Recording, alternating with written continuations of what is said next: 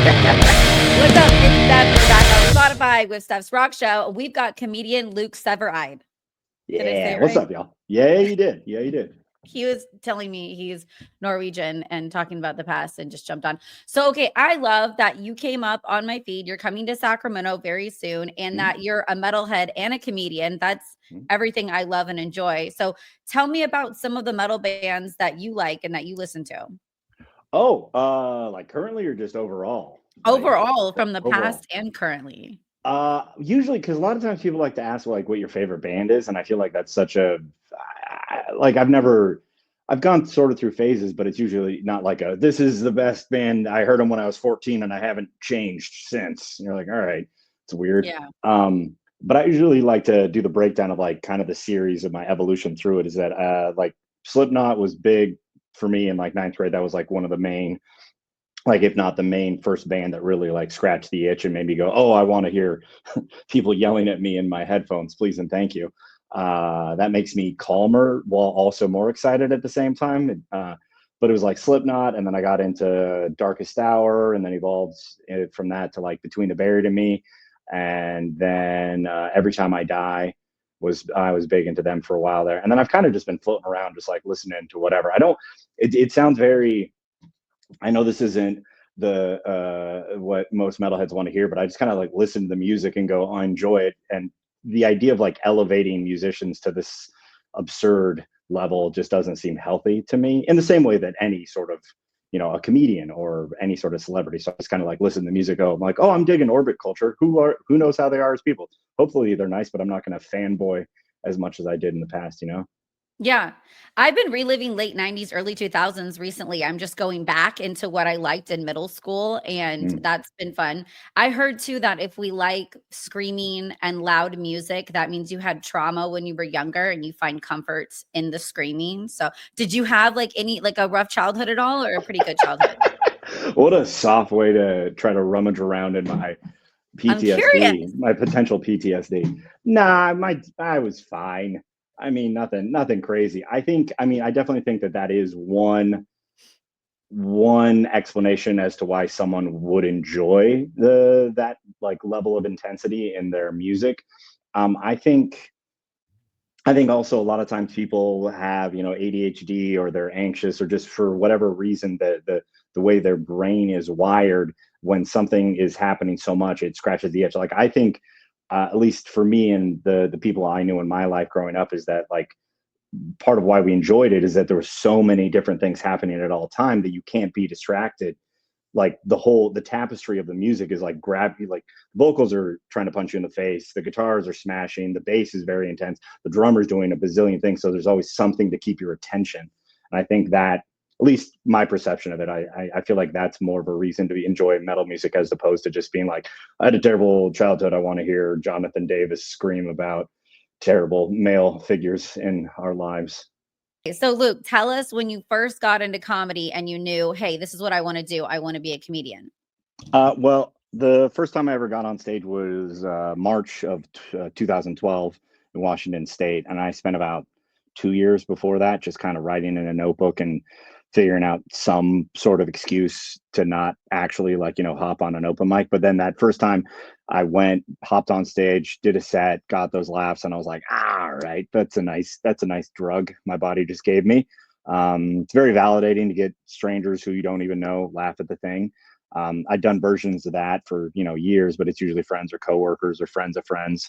But like being able to just show up in a place and just kind of make everyone laugh, definitely a unique thing. And then have been hitting the ground ever since, hitting the ground running. That's the term.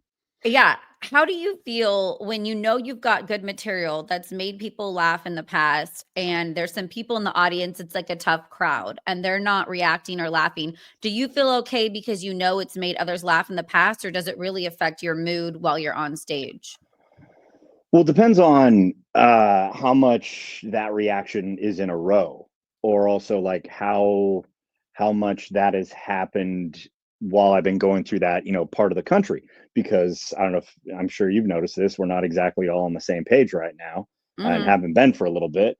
Um, but I don't know. It depends on the joke, and it depends on how personal the joke is. If it's a if it's a joke that I feel is like a very personal aspect of myself that I'm sharing and it's getting like pulled back, there's a frustration there. But also, majority of the time, the jokes aren't even done. Even if you think they're done, there's probably something that could be done to tinker, to tweak. And it's a balance, because also, like, just because it's not getting the reaction, it might not, you don't know why that is exactly. You have to try, you have to figure out what the why is. And it might not be because they don't think it's funny. They might just not even know why it's funny, because everyone Yeah. has a different point of reference, has lived a different life. And you could think that they're being a bigot or a prejudice or just have a bad sense of humor, when it's like, no, you didn't give them the pieces to solve the puzzle, because they're not you or the yous that you've already experienced. I like it when a comedian adds on to the joke by accident, like something slips into the joke later and you're like, "Oh, that was so good. I wanna write that in or continue telling it that way." I do love that cancer culture is kind of coming to an end, and I don't get offended. I just want to keep comedies and movies and music and everything as wild and as offensive as possible. I don't want it to get watered down and worried that somebody's going to cry because we made fun of some political issue or anything going on. I don't know. I want to keep that a safe place for me to go crazy. How do you Yeah. feel? I feel, I don't know. It's also, I do want to say, like, the majority, not the majority, but a large portion of what I write happens on stage in those moments where it's just like, da da, and then my brain's like, how about this thing? And you're like, I hadn't even thought of that thought until it was already out of my face. So that's very Yeah. fun. Um, but I feel like the conversation around cancel culture is so overinflated and just exhaustive, and the amount of people who aren't comedians that want to talk about cancel culture that only directly applies to us. Honestly, I think people that complain about cancel culture that are comedians are lazy as fuck. Yeah. um it's just new constraints. It's the same, you just asked me a question about, hey, what happens, how do I feel when an audience doesn't laugh at the joke that I wrote? I go, okay, maybe I need to tweak it, or maybe they're just not the audience for that. I think people that complain about cancel culture that are comedians and this is their job, like, it's a form of virtue signaling. It's a form of going, these other, they can't handle how real I am, and then they tell jokes that I said in ninth grade because I was a piece of shit. Like, Yeah. And so we I don't go, know better. We're just being silly and, yeah. joking about everything. Do you have a favorite comedian that's kind of influenced you or that you watched when you were younger and you really liked?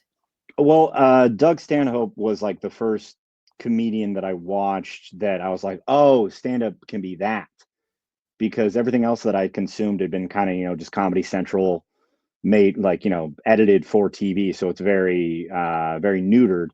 And Doug Stanhope's special No Refunds is just biting, just nihilistic and philosophical and just kind of degenerate, making really, really good points that have punchlines in it. And I really like that. I don't necessarily think stylistically that I lean that way that heavily. I don't think you'd listen to Stanhope and then listen to me and go, oh, clearly he's one of his disciples.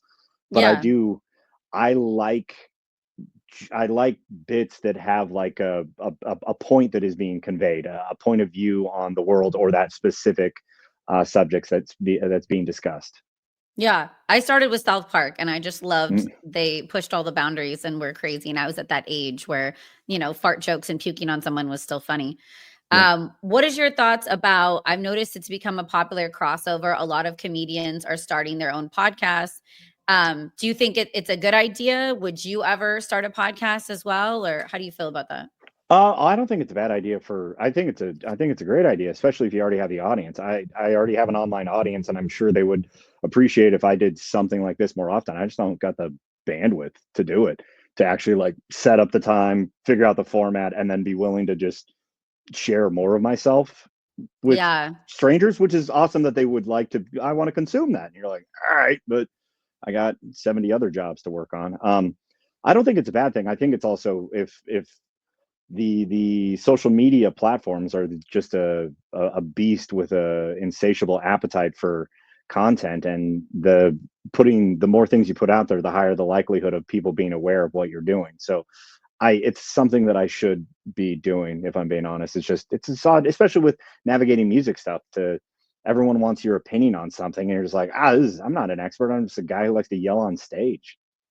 I know, but I will say people do wanna live vicariously through you, through your life. Like, that's how I Yeah. just started this a year ago, and I've noticed I need to share almost everything I'm doing or what I'm going through because people wanna think like, "You're my friend that I'm following," and it's not just interviewing comedians and rock stars, Mhm. but they feel like they're a part of your life, and I feel like that's when the diehard fans jump on board. Like, "Oh, this is my buddy that I'm living vicariously through." Yeah, and that's great, but it's also relatively new for me, and I don't know. I just haven't had it's putting one train track in front of the other, and then being like, hey, you Yeah. should do this other thing that also like further heightens the parasocial relationship. Like it's awesome how many people are coming out to shows that specifically already follow me online, and I don't have to explain me to them at all. I can just kind of hop right into stuff. That's awesome. So like things like this are fantastic for that. I just have not had the I'm too busy editing videos of me talking about me on stage to share onto my me social media platforms and hope people buy tickets to see fucking me IRL. It's I love it. You had to be a little crazy and narcissistic though to do our genres of what we do. You know, I'm not yeah. going to bullshit and be like, "Oh, it's whatever." Like you kind of think you're kind of funny, you know? I'm Oh, okay with that. yeah. No, You know? I've thought I was funny the whole time. Not best by any means, but I've always been like, "Oh, you're not wrong." Like the first time I got off stage, I was like, "Oh, there's a path. This isn't a waste of my time pursuing this. I'm not an idiot for doing that necessarily." But I think anyone who's pursuing an artistic endeavor that is very personalized, like it's my voice and it's my viewpoints on things. You have to be a narcissist to an extent. Would I like to think that I've had it like I'm as grounded as I can be and very pragmatic. And I think that's easier to do as a comic because all of my failures are 100% mine, and I'm the one who I have to course correct and dig out of the hole that I made for myself on stage. I like that Jordan Peterson said that podcasters are insecure narcissists, and I totally vibe with that. I think that's a an accurate line. I read that you stated you are an unmedicated with ADD. Have Yeah. you tried to get medicated, or you're just like, no, this is okay, this works for me? Oh, I think I was medicated when I wrote that. It's just a bio, baby. I'm lying to you. No, but it is conveying uh, it is conveying stylistically kind of like who I am, which is even when I am on meds, I that's what I want to come across because Mm. the majority of the time I'm usually been a little bit high recently, and if I'm not on my ADHD meds, it's going to be even more chaotic. But yeah, that's also that I stylistically that's kind of the I love jokes that start on a point and then go on this weird loop to loop story and then come back around where you're like, oh my god, like you already like you didn't forget you just went on 70 detours on the way to the end of the story. Like Yeah, I love that, and I feel like that is the chaos of like an ADHD mind. a tangent or a rant, and then I love Mm. when it comes full circle back to the start of the story, and I'm like, "Oh, sorry, I did 8 minor stories," and then I came back to what the hell I was saying. So when you said "hi," do you mean like smoking weed or edibles or Yeah, either. I don't know. I usually at some point it's just become part of the routine in the last handful of years. It's definitely self-medication, but I've been able to pair it. Like if I get high, I end up exercising or I'm writing or I'm out on a hike, I'm doing something, as opposed to, the kind of stereotype of someone who smokes or takes an edible and then just sits and stares at a TV. Like I get high and I'm like, ooh, we should work on something real quick. And it also is very conducive to the energy I like to have on stage, where to be as large and cartoonish and bombastic and absurd as I like to be, and I know I'm the most effective when I am, having like a completely clear eyes, it's kind of hard to get into the headspace where I'm like, I gotta act like this. Like that's I drove for 6 hours today and now I gotta be a wackadoodle, crazy, kooky guy. You're like, all right, but if I get yeah. high, I'm like, oh yeah, we can be dumb. Yeah, yeah, that's not that bad. That's easy.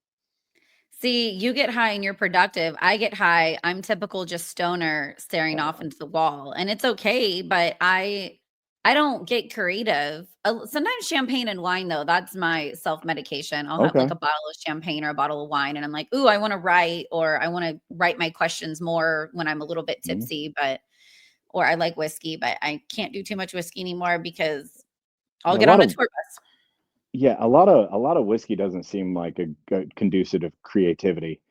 Yeah. Um, Well, no, well, what kind of creativity? Is it you're trying to bang a band or, that could be creative in some aspects. it could be the argument could be made that that is a creative act. Well, especially if you don't pull out properly, it'll definitely be a creative act. You're making a whole ass baby, Yeah. and yeah. Unfortunately, my kids were planned, but I think my 3rd kid, I wanted unplanned and, like, just insane. I don't know. Okay, that sounds kind of planned, I actually. know you're right. I'm planning for the insanity of Yeah. it, just to happen. Okay, so I saw you've done a lot of Pacific Northwest, Seattle, California shows. Are you based around there right now, or where are you based out of right now? I'm currently in Indianapolis. I've Oh, kind of okay. been a bit of a nomad since last year. I was out in Pennsylvania for a while, then I was in North Carolina. I'm in Indianapolis for the next like about 2 months or so, and then I'm going to be heading back to Washington just to use that as a base of operations because it's so much of my life is me flying in airplanes, anyways. And I've been trying to establish myself in more markets, but it's just like, why do I need to be based in a place where I am still it's annoying being in new markets and like still having to struggle and navigate all the stuff when I'm like gone the majority of the time. So I'm like, how about I just go back home where I don't need to do that, and then I'm going to be flying out to all these markets anyways. So Yeah. yeah, Do you find I've talked to a lot of comedians and people in the entertainment industry, and when you're traveling so much and you said living in airplanes, it's hard to establish a relationship. Have you had that problem at all? yeah, it's not this last year is it's monkish where you're just like, Yeah. all right, I'm living out of I have a finite amount of my actual belongings, and I'm kind of just a hermit going from shell to shell. And you can't really, especially seeing how the reason I'm on the road is to like build a career. It's kind of hard to have the spare energy to be like, oh, and then I should actually like date and have a healthy relationship with someone. It's just kind of like, all right, whatever. I'll go jerk off in a hotel. Yeah, or CK Lewis that invites someone to watch you jerk off in the hotel. Yeah, one Um, of your openers that won't ever yeah. bite you in the ass later. No, right? Would you ever date another female comedian because maybe they'd understand the lifestyle? Another female comedian. Excuse me, I Oh, am a sorry, man. a female comedian. I meant So another hairy comedian. in the front. I'm doing a very bad job of being a lady if this is my haircut. I did not think Um you were a female. No. it's no, I have dated comics in the past. And it's nice the shorthand, it's easier to pick up, but honestly, I think dating coworkers just leads to don't piss where you fart, like Yeah, just eventually it's gonna if the even if the breakup is amicable, it's gonna still be like a all right. So you I'm gotta I'm see sure them you or be around them probably. yeah. So it Yeah, just tends to not be the best move, but the allure of them like knowing the shorthand that and having lived a similar experience is beneficial. And there's a lot of comics that date and are in relationships with each other. It's just more often than not, like most relationships, they end up not necessarily working. And I just think I don't know, it's a little bit of a gamble. it is. They either work and you're like a Tom and Christina P and you've got your whole show together, or most of them don't work and they Yeah. explode. I won't date anyone in the music industry anymore because I've broken up and then I have to interview them later and it's really uncomfortable to interview someone that you used to date. So I don't know. It's Yeah. crazy. Yeah, it's Um not fun to be on a show and go, "Oh, so I gotta not bomb in front of my ex," or, "Oh, I gotta do this joke that was somehow tied to her, but I gotta tweak it," and no thanks, I'm good. Yeah, one of my exes in a band wouldn't interview with me too at this festival. He was like, "I'm not gonna sit down," and I'm like, "We had a fine breakup. We were really young. It was just when our," and then it makes me look bad, like something crazy happened and it didn't. Yeah, It'd be cool. Okay, can I do fun random questions? sure. Okay, what band do you think has the worst fans? Oh, worst fans? Yeah, or maybe most annoying or something. I mean, this feels like such an easy answer, and maybe it's an older answer, but Slayer fans are Mm, annoying. Even They're though like hardcore. they're hardcore, but it's also like maybe I just don't think Slayer's that badass because it's like the singer's a Catholic. I'm like, you're lying the whole time. Shut up. Like, and then someone's gonna be mad at me and yell Slayer in my face because I said this. So all right, you got it. Yeah, yeah. Yeah.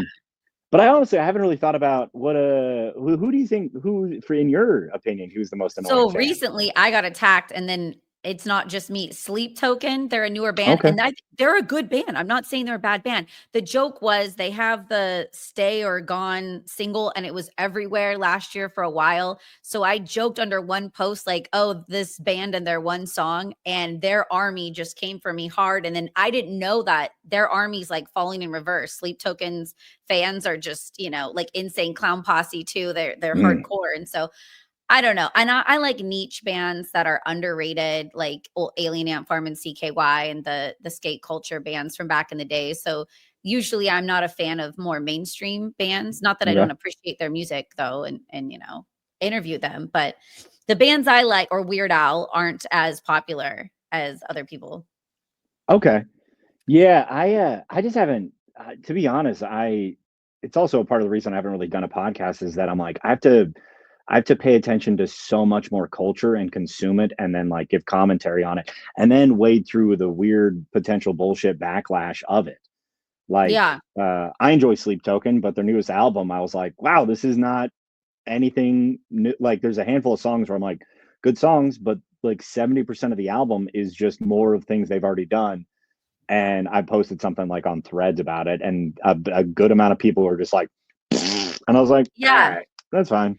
That's what But I it mean, I kinda could all have said sounds that. the same to me, and then they came after me for that, and I was like, "I'm not saying they're bad, it sounds kinda poppy and very similar like the Taylor Swift of rock and roll, I feel like is Sleep Token, and that people don't like that, and it's like, yeah, you Yeah. have to be okay with being hated. Yeah, and which happens to an extent. I'm doing fine without it. I don't need Yes, to seek out more hate. yeah. Um, but yeah, also, yeah, Sleep Token is you mean they have very mass appeal and they're being very successful. So a lot of people are gonna hate on them, and you're like, yeah, well, fucking shake it off. I'll shake it They're off the or new whatever. Nickelback, right? Yeah. I find that to be insulting. Nickelback is very popular and puts out just butt rock. And Sleep Token, I could see the frustration, but I do think that there is a bit more musicality thrown in there on their part. And I that's don't me being know. defensive. Don't make me fucking have to come for you, dude. Yeah, I like Nickelback, I don't know, but I Do like you? divorced dad rock, yeah, that's, like, my Oh, jam. I really? want Okay. beers in the garage and throwing tools around and playing Crossfade and Drowning Pool and all my Okay. divorced dad rock favorites. Okay. All right. Okay, next question, who do you think can be more depressed, musicians or comedians? Ooh, that's a real coin flip of depression. Yeah, Depends on where they are at what stage in their career. I think musicians are more group-based activities, so you have a better support group. Comedians are definitely like loner boners. Um, yeah, and I don't know. I think it's a toss up. Yeah, I don't know because like I've spent way more time being a comedian than being a musician, and I hang out with way more comedians. So my impulse is to say maybe comedians, but like I think it all depends on where you are and how much the place you are is actually like fulfilling you creatively. And I yeah. do think comedians get paid money poorly for a long time, but we get more money faster than bands do because we don't have to split it 5 ways. So that could be a part of it as well. That's a good point. I've dated both, and they're both a lot of depressive, manic and bipolar. Like I love it. I'd rather date someone cuckoo than normal. But yeah, a couple comedians I've dated have been pretty dark. I think that most people would say musicians, but obviously to be funny, there's some dark later on. You know what I mean? Well, it's also I know this applies to music to an extent, but I this is where maybe I alienate some of your musician folk is that I think comedy is like harder because it's a solo endeavor. and you don't have bandmates to help support you, and you don't have musical instruments to hide behind, and you're also rewarded for playing the hits. And I know that's a certain level of established bands that get to deal with that sort of thing. But I think that, and it's definitely, like I said, applies to music, but like what you're doing, the performance, it's emotional labor. And I know as a comedian going out there in front of an audience that sucks, that's the instrument. The audience is the instrument. They're out of tune, and the amount of energy you need to give them to get them up to a certain level so that you can actually do your job properly, it's very draining. And then, the show ends. The openers was a local act that you didn't really vibe with. So you're just there by yourself, and free drinks, maybe. I quit drinking a couple years ago just because of exactly this, where you're like, I don't need to be hammered on the road by myself. Like, what purpose does this serve? And it makes your tits bigger, and that's not exactly what I'm going for. Yeah. Um, yeah, I don't know. I so maybe my answer is actually comedians. I think it just because the nature of it is so much more of a solo endeavor, and I think it's easier if you're a depressed person if you have other people to kind of be like, that sucked, that did, but we could do X, Y, and Z, as opposed to you just sitting by yourself going, that fucked up. I got to do. All right, I'll figure it out next time I'm in town.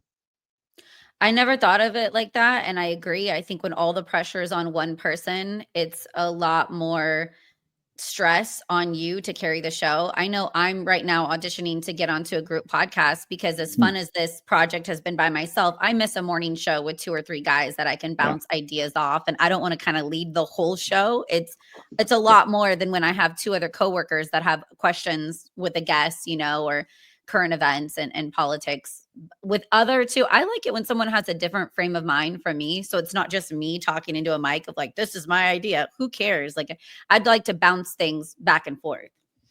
Yeah, most of my creative like process relies on being able to like bounce the idea off of someone, another comic, an audience, just whoever in general. And so, like, to go back to you talking about me having a podcast, I'm like, yeah, by myself, just me pontificating in a room like a loner boner. Okay, I'm sure someone would enjoy that, but I'm not inclined to do that because I'm like, I already kind of do that on stage.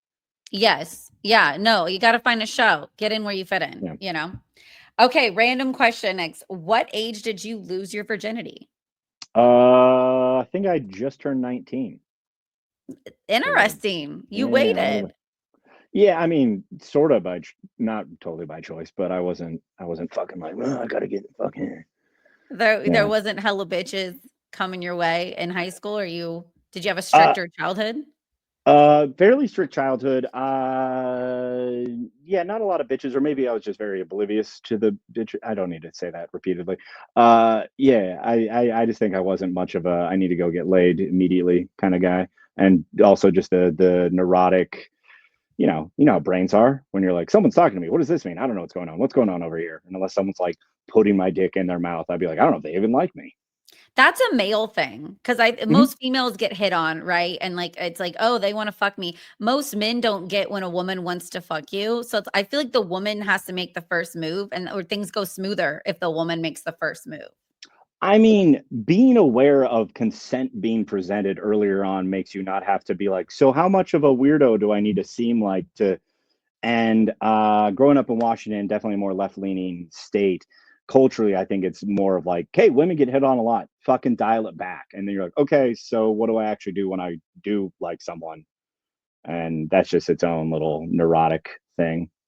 Yeah, yeah. I had a strict childhood, so it took a while. Oh, what state is your favorite to perform stand-up in? Oh, it's not a state; it's a country, Australia. Uh, Wow. yeah, I went there March this year for the first time ever, and because this is a question, a lot of times people are like, "What's your favorite room? What's your favorite city? What's your favorite whatever?" Just the shows I did in Australia. I was in Brisbane, Melbourne, and Sydney, and the fans that are out there, it's just the energy was so just it was great. It's also like I think they're just a bunch of day drinking alcoholics who are like 30 minutes away from the beach at all times. So that really kind of makes you That's a amazing. certain a certain kind of person, and also that they're so far away from. So when someone puts the effort into coming out to their country, like they put the effort into going out to support. So like it was just that energy. if we're talking like just an actual like city, I think Portland, Oregon, I really like, um, because they're kind of like left leaning blues that are also blue collar, so they understand they got calluses on their hands and their backs hurt, but they also want to fucking laugh. But also, there's just so many places I haven't gone to yet, so I don't necessarily know. Um, I don't know all the things, but yeah, those I would say those are my favorite.